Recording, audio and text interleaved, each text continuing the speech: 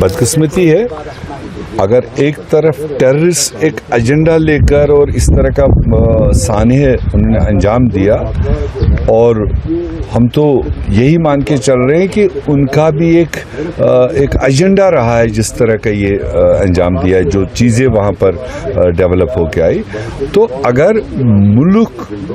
Real sense में चाहता है कि टेररिज्म और उनके एजेंडे को हराना, तो यही एक टाइम है जब पूरे 140 करोड़ लोगों को एक आवाज में खड़ा होना चाहिए कि इस एजेंडे को हमें फेल करना है, भाईचारे को कायम रखना है। यही तो एक मजबूत आवाज होनी चाहिए। उसके बजाय अगर कुछ एलिमेंट, अगर कुछ मतलब ताकतें कोशिश करेंगे कि इसका रिटेलेशन हम दूसरी जगह करें, एक कौम वर्सेस कौम बनाएंगे, तो उससे तो वो टेररिस्ट के एजेंडे को बूस्ट कर रहे हैं। तो वो तो मुल्की हुकूमत को देखना चाहिए, होम मिनिस्टर को देखना चाहिए।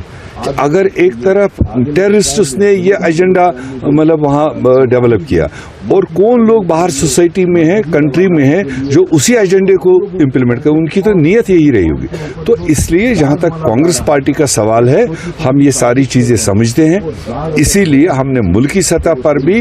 बड़े पैमाने पर कंडेम किया इस टेररिस्ट अटैक को, और मुल्क को आवाज़ दी कि यही तो मौका है कि जब हमें एक होकर, इस वक्त सियासत करने का टाइम नहीं, इस वक्त मुत्हिद होने की ज़रूरत है। जिस तरह से जम्मू कश्मीर के बच्चे ने, चाहे किसी रंग नस्ल का था, चाहे किसी सोच का था, और जिस तरह से आउटबर्स्ट होकर के हड़ताल किए, कैंडल मार्च किए गांवों से शहर तक, यही एक तरीका है कि पूरे मुल्क को ये रास्ता अपनाना चाहिए। उन टेररिस्ट्स के उस एजेंडे को हराने का तरीका वही है। उसके बजाय अगर कोई उसको फॉलो करता है, कोई उसको उसी रास्ते पर चलता है, वो मुल्की सरकारों को देखना चाहिए कौन ऐसे एलिमेंट है, कौन ऐसे लोग हैं जो उसी टेररिस्ट एजेंडे को इम्प्लीमेंट और बूस्ट करने की बात